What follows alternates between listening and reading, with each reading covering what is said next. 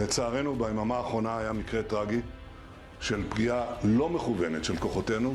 Welcome to Buzz Around the Globe. Israel's Prime Minister Benjamin Netanyahu has admitted to the killing of aid workers in Gaza. It has been called a grave mistake. But this has only come after the deaths prompted a chorus of international outrage, even from allies. But this regret is not going to save the people of Gaza from starvation, as the world charities hesitate to help out. World Central Kitchen, the food charity founded by a celebrity chef, José Andrés, called a halt to its work in the Gaza Strip after an Israeli strike killed 7 of its workers, mostly foreigners, men and women from countries like US, Canada, Australia and Poland, who left the safety of their own nations and came to war-torn Gaza to help out with food aid. The group, which said it will make decisions about longer-term plans in the region soon, has been bringing desperately needed food to Gazans facing widespread hunger and pioneered the recently launched effort to deliver aid by sea from Cyprus. Its absence, even if temporary, is likely to deepen the war-torn territory's misery as the United Nations warns that famine is imminent. And even though Benjamin Netanyahu has claimed that they are doing their best to ensure aid reaches Gaza's people, one is left wondering, could cutting off food supplies be another well-planned strategy of the war?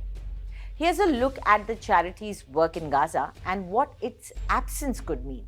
Well, firstly, what is World Central Kitchen or WCK? Founded in 2010, World Central Kitchen delivers freshly prepared meals to people in need following natural disasters like hurricanes or earthquakes, or to those enduring conflict. The group has also provided meals to migrants arriving at the southern US border, as well as to the hospital staff who worked relentlessly during the coronavirus pandemic. The aid group sends in teams who can cook meals that appeal to the local palate on a large scale and fast. Chef André is quoted as saying on the group's website, "When you talk about food and water, people don't want a solution 1 week from now, 1 month from now. The solution has to be now." World Central Kitchen or WCK has worked in dozens of affected areas and currently has teams in Haiti addressing the needs of Ukrainians displaced by Russian invasions, as well as providing meals to people affected by the war in Gaza. The question is, what has it done during the war in Gaza? Well, teams from the charity have fanned out across the region since Hamas-led militants attacked southern Israel on October 7th and throughout the war that it sparked. It has fed Israelis displaced by the attack as well as former hostages, according to its website, and also people in Lebanon displaced by fighting with Israel. But its work in Gaza has been the most demanding. In Gaza, the group says it has provided more than 43 million meals to Palestinians.